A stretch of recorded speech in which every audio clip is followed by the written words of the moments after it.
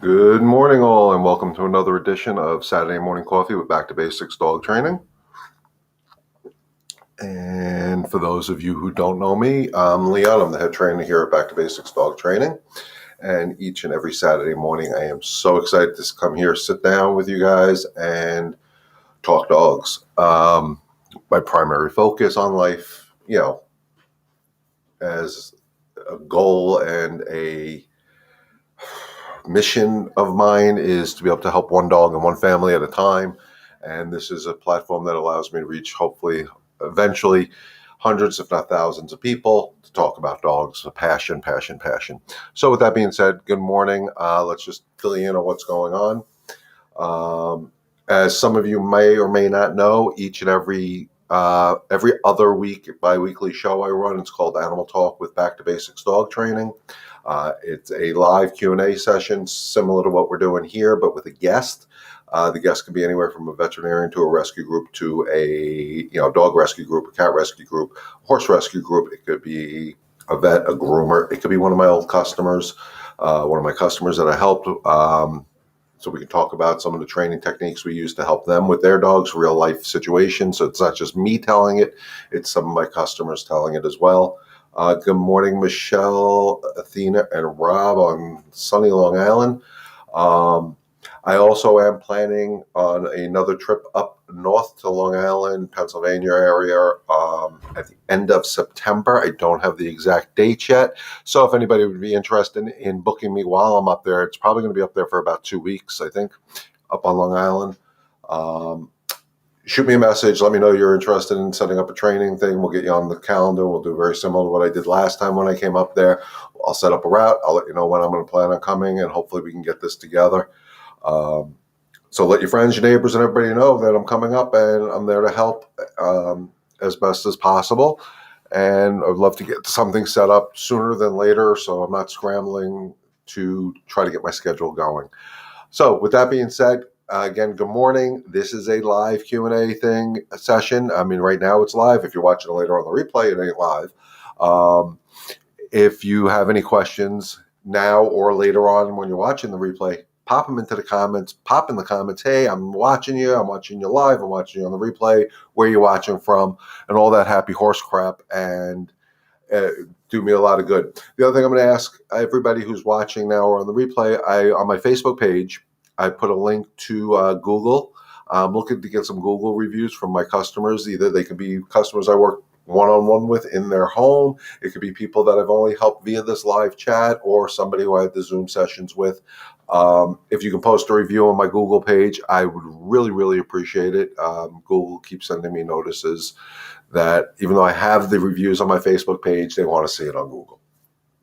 Welcome to the world of technology, guys.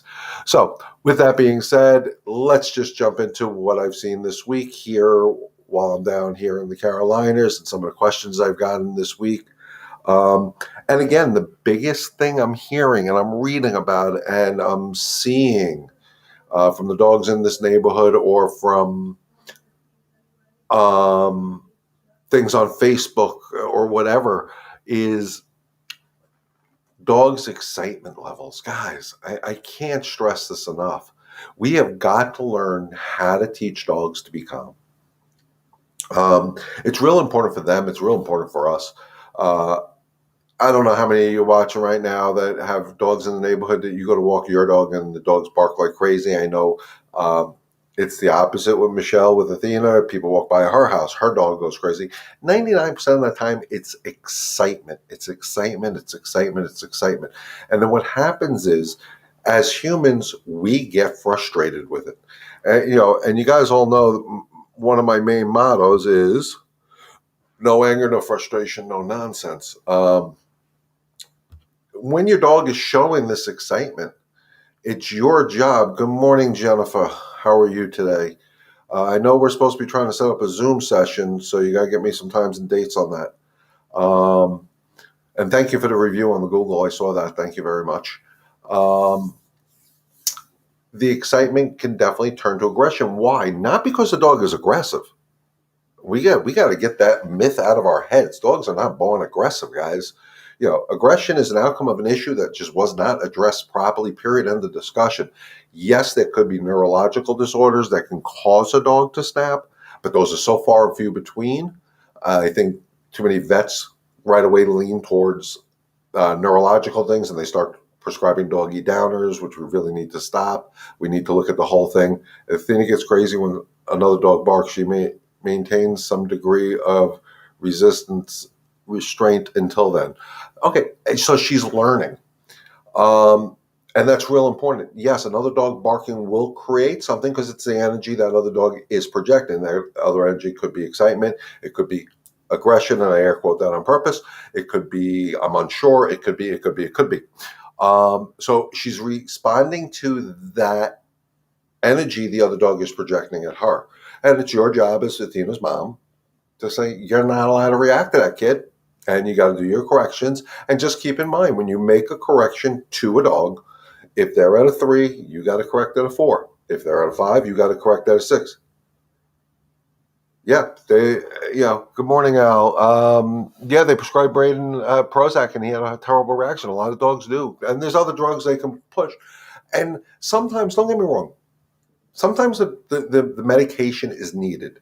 Okay, let's clear the air there. I am anti-medicine, but sometimes they're needed. I'm going to use a case down here. It was easy for me to get control of a dog I was working with down here. Hello, Tracy. How are you?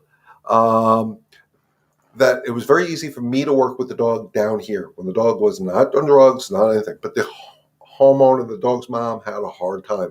So the vet prescribed a very low dosage of doggy downers. I don't remember exactly what it was.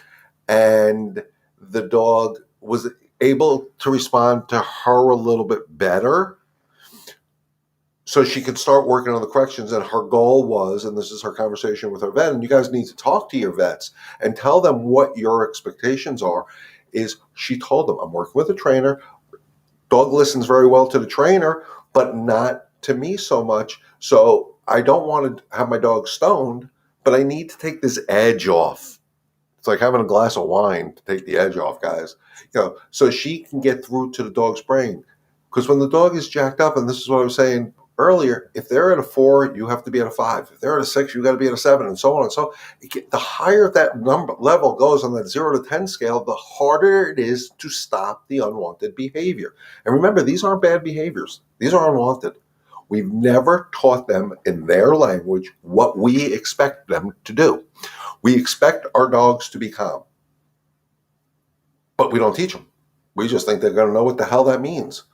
I went to a house the other day, and the puppy was around another dog for the first time, and mom and dad were more nervous, and around an infant and around some toddlers. And so I went there. We hung out for the day, had a great day, and the puppy really did very well for considering the age of the dog. You're talking, I think she's 7 months old, maybe. Correct me if I'm wrong. I know you're watching. But the puppy did phenomenal. Yes, made some puppy mistakes, but that's okay. Those are teaching opportunities. Those are my opportunity to teach a dog what I expect. So when a dog reacts to another dog that's barking on a walk, you got to teach them what you expect. And that's not feeding into the nonsense that the other dog is creating. And that's when I talk about rewarding the calm and disagreeing with the excitement. And I talk about that a lot, guys. You hear me. I don't know. In my head, I sound like a broken record. I hope I don't to you guys. But it's so important for you to understand what your dog is communicating to you when they're communicating to you. So in the case of Athena, she does feed off the other dog's energy. When the neighbor's dog on the other side of the fence barks, she goes crazy. When a dog barks at her, she goes crazy. She's just responding to the energy of the other dog. It's our job as the doggy parents to, hey, just because that kid's jumping off the bridge don't mean you have to. You have to stay the way I want you to stay. And if you look at it that way, it makes it more understandable to us what the dog is communicating. If you can, and I'm going to use here as the example. Good morning, Al. How are you today? Um, if the it, I'm going to use where I live right now. We have a bunch of dogs in this apartment complex, and it's funny. You can always tell what's going on. The other night, I'm sitting out on my terrace, and good morning, Barb. How's everything going with our boy Toby? Um, and one dog on one of the terraces on one of the other buildings started barking, and it was like a chain going around the complex. All of a sudden, you started hearing all the dogs outside barking. All the dogs outside that were barking on the terraces.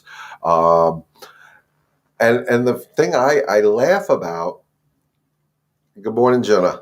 Um,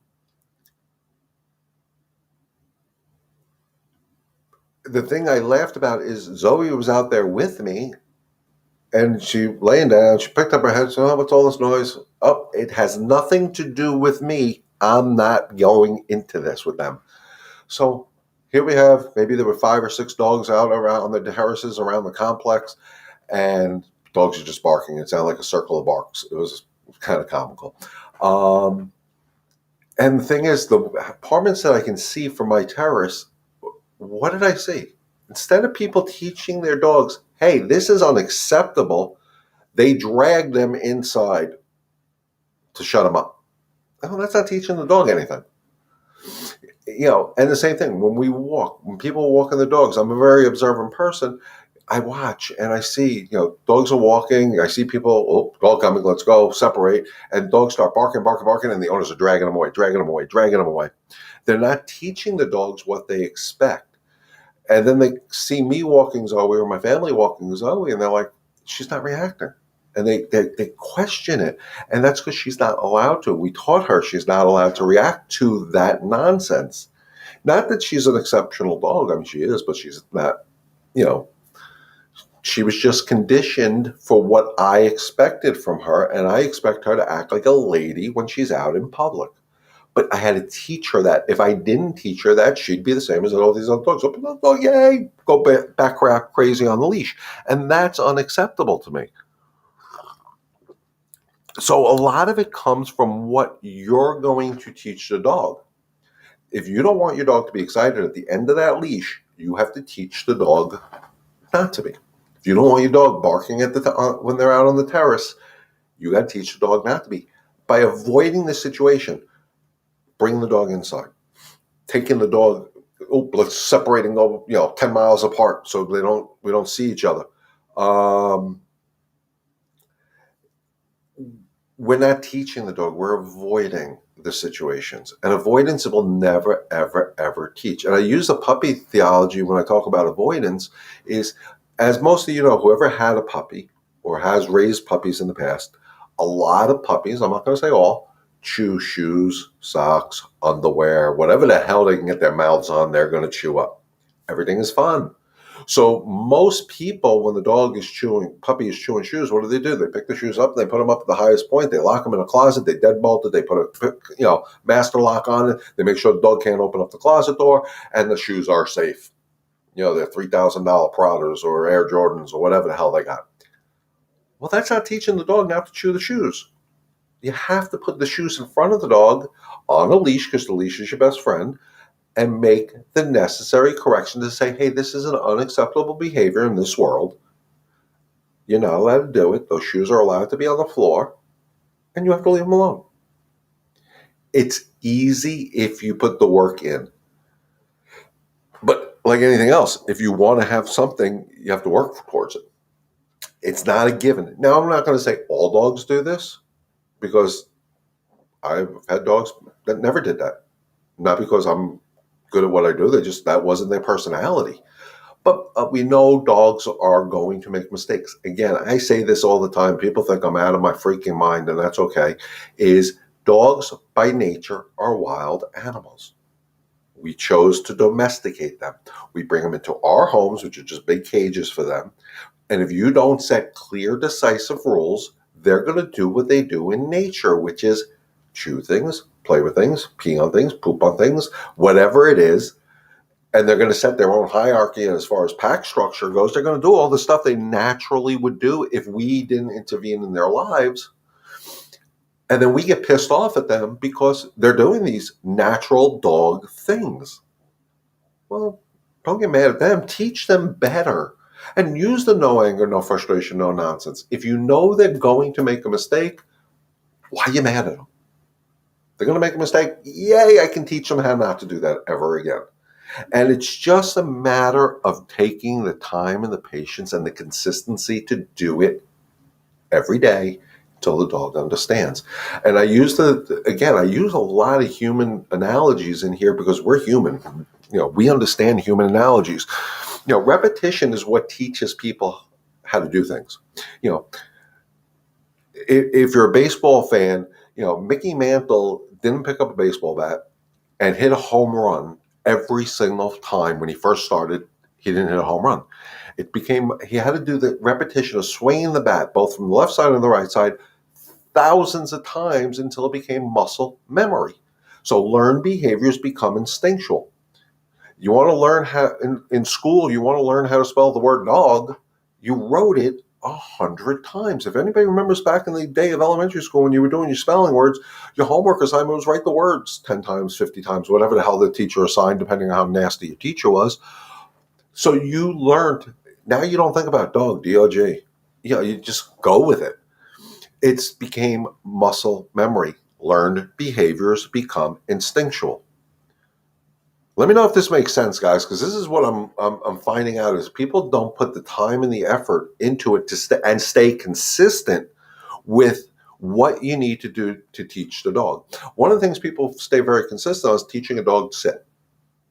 Because it's cute. They say, give me paw, whatever that routine is. They take the time. They stay consistent. They use their treats. They do the sit. Yay, good. But then they expect the dog to stay. And the dog doesn't stay right away. What the hell's wrong with you? And that's not fair. I'm going to be working on a job Monday. I think Monday afternoon. And what the comment or the problem the customer is having is the dog does not sit and stay for any length of time. Well, if you expect it to sit and stay for a length of time, you have to take the time to teach it and understand. If you say sit, stay, and the dog gets up without permission, you have to, slight discipline, put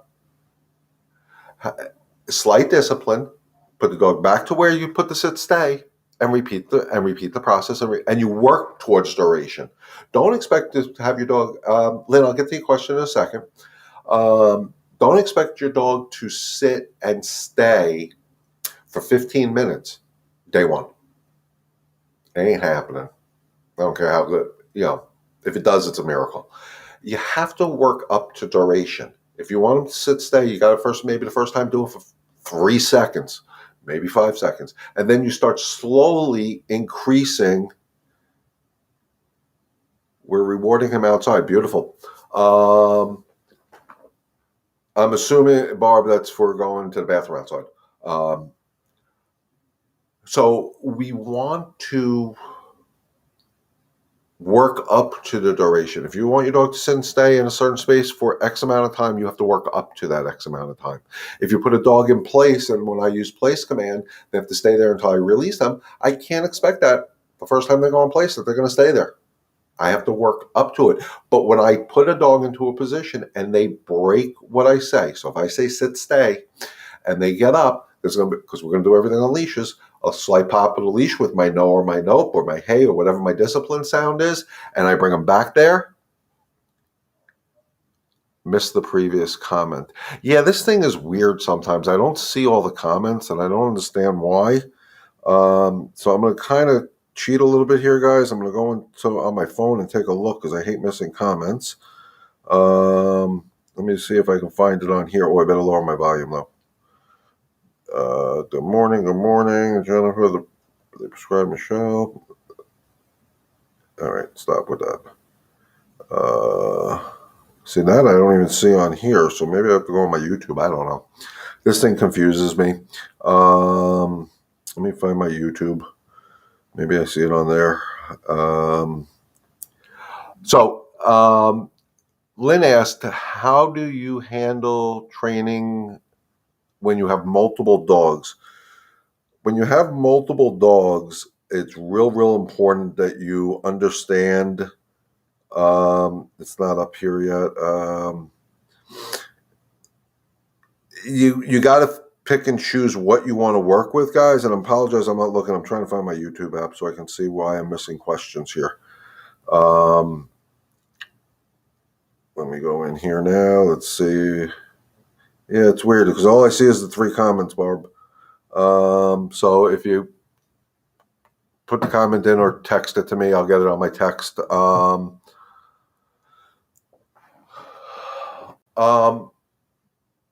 If you don't have multiple people to help you, the best thing I can always say, if you're working with multiple dogs at one time, work one at a time.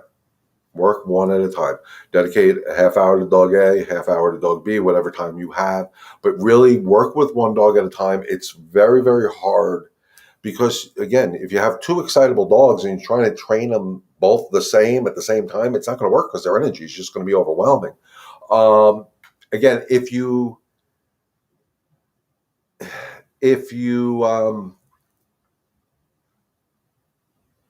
have to work one dog at a time. I'm sorry, I lost my train of thought there. I'm trying to figure out why I'm not getting all the Barb's comments. Again, so if you work one dog at a time, say the sit stay, work with that one dog. Good, you did your half hour, put that dog away, grab the other dog, do the same thing. And eventually, once they start understanding when you're one-on-one with them, that, hey, I heard that word sit stay, I better sit stay. Then you can start bringing both dogs together because the energy should be lower.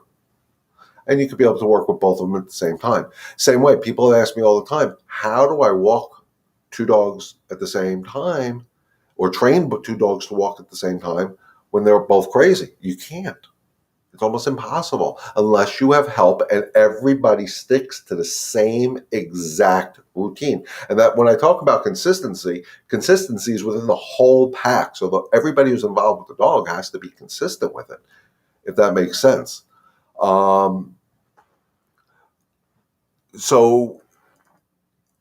it's real important that you take the time, 1 dog or 2 dogs, 3 dogs, 4 dogs. You can't do it all at one time. It's almost impossible for one person to handle multiple dogs to do it.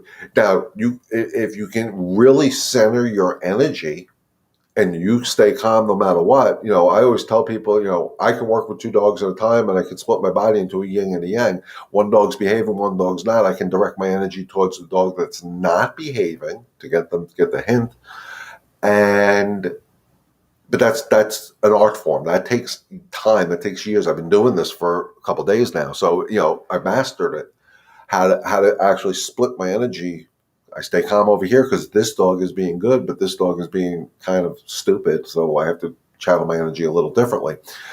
It's not easy, but it can work. I'll give you an example. Something that happened last night. I was at my daughter's house, and we had Zoe there. We had Brody there. We had Milo there. My daughter's 2 dogs, and a neighbor down their block has a bunch of cats that I guess will stay in the garage, but the garage is open so they can come out. They wander the neighborhood, and of course, what house do they find that's best to hang out with is my daughter's house because they give them attention or whatever. And the dogs were inside with me. I was watching the ball game, and the cats must have got too close to the door, and the dogs saw them, and the dogs are going nuts. And again, even Zoe, who doesn't react to cats, was reacting because the other 2 knuckleheads were reacting. So what I did is I actually walked them back 20 feet away from the door and made them lay down there until they calmed down because their excitement, I was afraid they were going to bust through the door or whatever. Could have got them in a lot of trouble. But it took time. Now, there's 3 dogs there, all acting stupid. And, of course, I tell Zoe to move. Zoe knows she better move. She took her steps back away from the door, told her to go lay down. She kind of went into the living room area. The other 2 dogs, I felt like I was corralling them, but I got them. I got them to sit. They wouldn't listen when it came to the down command. So I had to kind of sit there and wait them out. So when I told Brody, Milo got it a little faster than Brody. Milo finally laid down. Then Brody, I had to sit there. And it took a good 5 minutes for that dog to say, oh, crap, he ain't going to stop with this pressure until I do what he asks me to do. And then all three dogs were laying there, and they had to stay there. And they stayed there even when people were coming in and out of the house at that point, because they knew, hey, there's a new sheriff in town. And it worked. But the whole time, I didn't get frustrated or angry with the dogs, because what it told me is nobody took time to teach them. And my kids are doing great with their dogs, but I take it to the umpteenth level, because that is a concern of theirs, that the dog may hit the lever and go out or break through the glass or whatever. I mean, they're big dogs. But by me staying calm and applying discipline, Brody got a bite on the neck. He wasn't happy with it. My hand became a mouth. I bit him on the neck because after a few minutes, hey, you're that belligerent child. You need some discipline. And he got it, and he laid there. He wasn't happy about it, but it was something that needed to be done. Does that make sense, guys? But if I would have got angry and frustrated, I never, ever would have had control of those dogs. Barb, I really apologize. Okay, I got it. Hey, Leon. So I got her text message. I'm going to read it out loud here for you guys. So Toby is doing great overall. Golf cart and car rides are now favorites. Fantastic. He's a good walker, not playful biting as much. Good. However, he seems to be digressing in potty behavior. We'll take him for a 20-plus minute walk, and he won't poop, but does a few minutes after we come back inside. We reward him for outside success, but not sure why he's doing this. How to stop it? Suggestions. Okay. So he's kind of telling you, we're taking you for the 20-minute walk. He's not doing it, or 20-minute walk. And then in a few minutes, so what I would do is take him for the 20-minute walk, and in a few minutes, take him outside again, and just don't walk. Take him to an area where he's allowed to poop, and just stand your ground. Just make him, and then when he goes out there, praise, rewards, treats, whatever. It's real important. You got to remember, Toby, in my opinion, is as close to feral as you can get without him being truly feral. He doesn't know what's expected yet. He's still learning, and he's doing really well. So what I would do is go by what he's telling me. The 20-minute walk, it may be still, everything is so new to him, he may be getting a little too excited on the walk, because these are all new smells and senses and all this new stuff, and and he's forgetting to go. So what I would do is, he doesn't poop after the 20 minutes, come inside, get a glass of water, boom, let's go back outside. And then I wouldn't do movement. I would just go to a place where it's okay for him to poop. I don't, the lawn, that area down the couple of houses down from you, where it's like open, not an open field, but you know what I'm talking about, and just stand there. And what guys, you can use words, like I can go outside with Zoe and say, Zoe, go pee-pee. She knows it, because when she was a puppy, I would say, oh, good pee-pee, and go pee-pee. And as soon as I saw her squatting, I used words so she understands go pee-pee means go pee-pee. I mean, she'll try to fake me. Like the other night, she tried to fake me, and she just sat like she was squatting, but I knew she wasn't squatting. So when he's going, good poo-poo, or good, potty, whatever you want to call it, and praise him. And again, it's the best thing since sliced bread. And again, if he does make the mistake, if you don't catch him in the house, if you catch him, you can discipline him. No, but then you got to get him right outside. And if he continues to go outside, great, praise him, clean up the mess in the house. I hope this is still streaming good. Okay, my bars all sign dropped down. That was kind of weird. But again, this is that labor of love. You got to remember, this is all new to him. A lot of stuff is going on with him that he's unsure of, and he needs clarification on it. So just keep working with him. He'll get it. Remember, no anger, no frustration, no nonsense. And every dog is an individual. They learn at different paces. He was doing good with the potty, if I'm not inside the house, if I'm not mistaken. And so he just had a little bit of a back set. Just keep going with the process. He'll get it. He's getting things. Remember, in the beginning, you didn't think the golf cart or the car was going to work for him. And guess what? It's working for him. Either put the comments here or text me. How's he doing with the crate? Because I know that was a big thing with him. I keep watching that video over, trying to figure out how to change it. I just may put it up the way it is, and I may be sideways on the video. But I think it was a good video for people to understand crate training on an older dog or a dog is not always easy, but it's somewhat worth it. It just makes their lives so much easier, makes our lives so much easier. So, let me know how that's going, or you can send me a message later on, whatever. So again, it's your job, our job, my job to teach you how to constantly reward the behavior you want, and it's okay to disagree with the unwanted behavior. So if you tell your dog to sit and stay and he doesn't stay for the length of time you choose, he needs to get disciplined for breaking protocol. And remember, growing up, if your parents said, stay in the house, well, they didn't have to say stay in the house for 3 hours. Stay in the house means stay in the house. And if you went out, there was going to be a consequence. Again, when I talk discipline and I talk consequence and I talk all this stuff, it's never to hurt or scare the dog. It's to teach the dog. What'll hurt or scare the dog is if you do it with anger or frustration, because they don't understand that. It's just not in their, that energy is not in their language. It's not in their vocabulary. But if your nonsense are consistent, if your discipline is consistent, you tell the dog to sit, stay, gets up, nope, goes back to where you started the process, and they do it again, nope. And if you get frustrated with the process because the dog's not getting as quick as you think they should get them, you're never going to succeed with any of this. So it's all about the consistency, guys. I can't stress it enough. If you start this project today, Saturday, the 31st, August 1st, you got to do the same thing. August 2nd, you got to do the same thing. August 3rd, you got to do the same thing. So on and so forth, until you know your dog understands this 100%. Like I said, last night when we were at my daughter's house, when the dogs were going a little stupid by the front door over there because of the kitty cats, when I walked up and said, Zoe, move, Zoe backed up. She knows the routine. And that's when she was pretty high in stupidity level.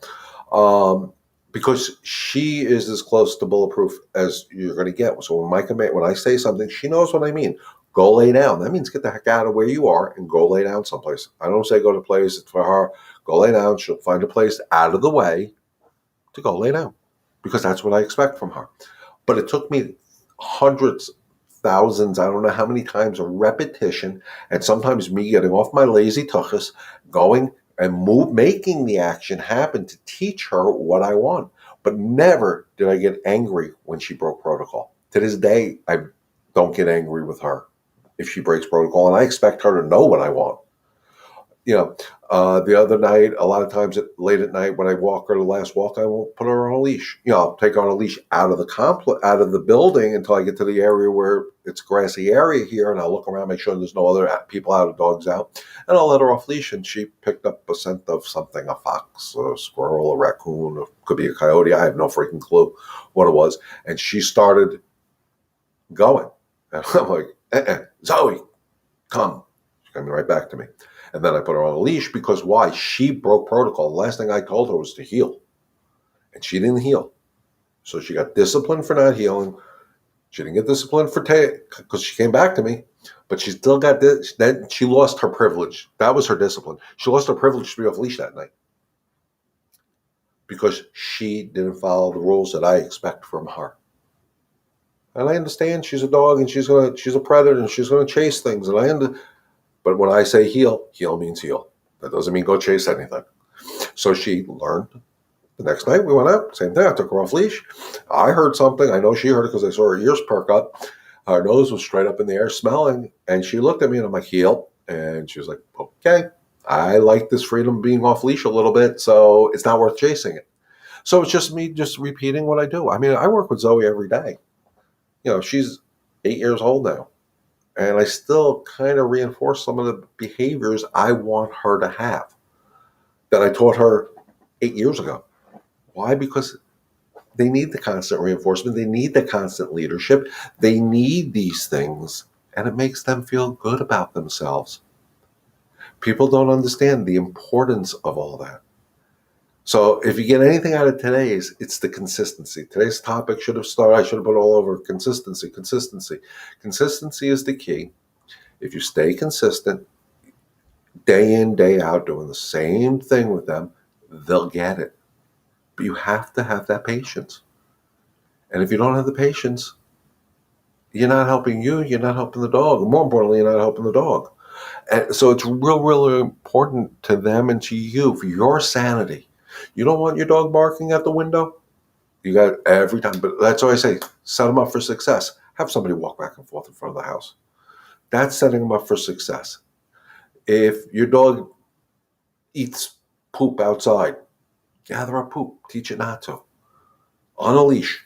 If your dog chews shoes, stay consistent. Keep the shoes there and tell the dog that's unacceptable. But it's the consistency and taking the time and the patience to do these things better, if that makes sense. And then once they get it, they get it. It's usually lifelong. You can reinforce it like I do with Zoe every so often, but it stays there. It stays there. And then all of a sudden you have that dog that you're walking and it walks past another dog and the other dog is acting like an idiot and your dog's looking at you like, what the hell's wrong with that jackass? And that's the look I get a lot of times when I walk Zoe when the dog is doing backflips, when it sees her. She looks at me like, what the hell's wrong with this dog? And it's nothing wrong with the dog. It's what's wrong with the human because the human's not teaching. I walked Zoe the other day and there was this little mini golden doodle. Absolutely. I mean, this little thing that's about that big sounded like it was a Tasmanian devil going crazy, going nuts. People don't ask my advice. I don't give it anymore.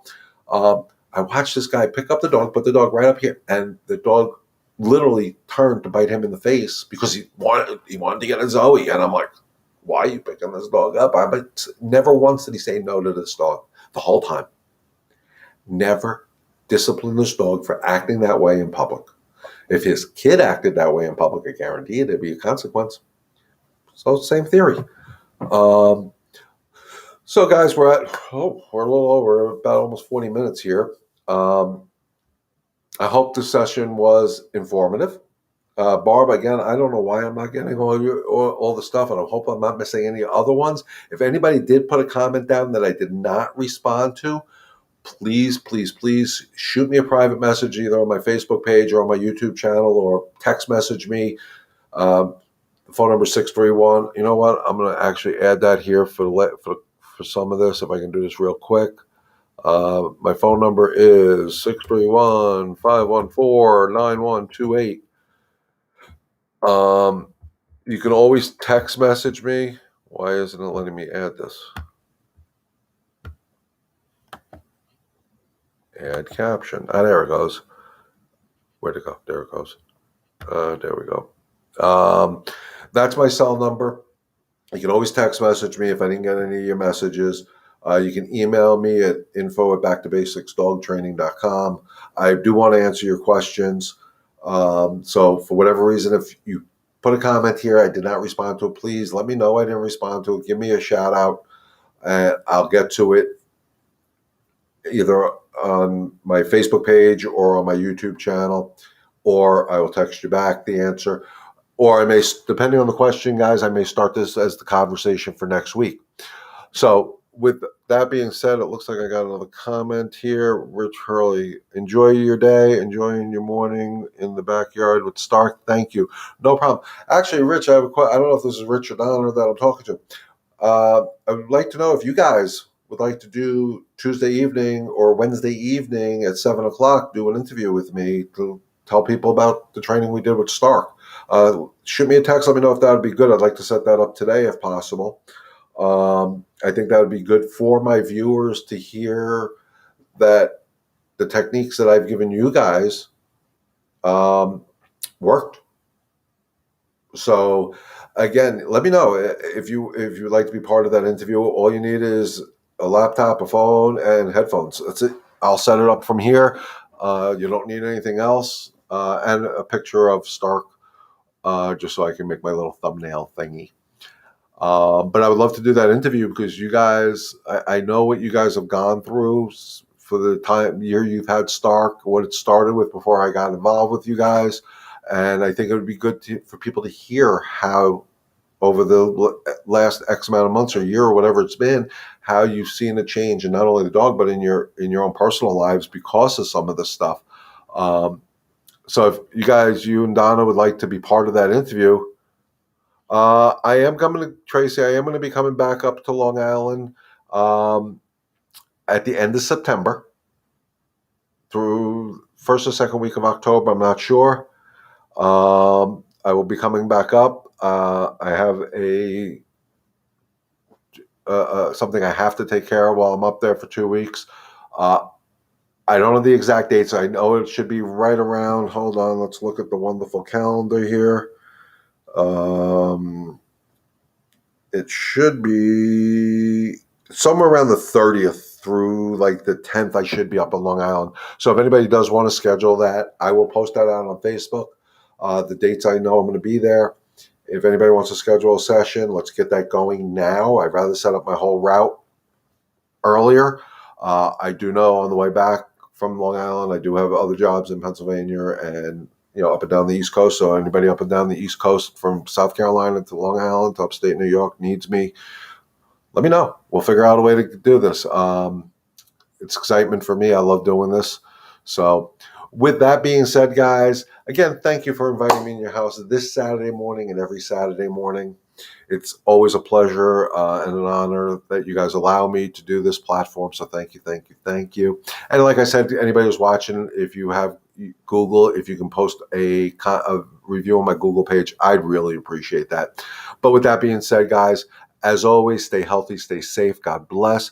And remember, together we can help one dog and one family at a time. Enjoy the rest of your weekend, guys. We'll talk to you soon.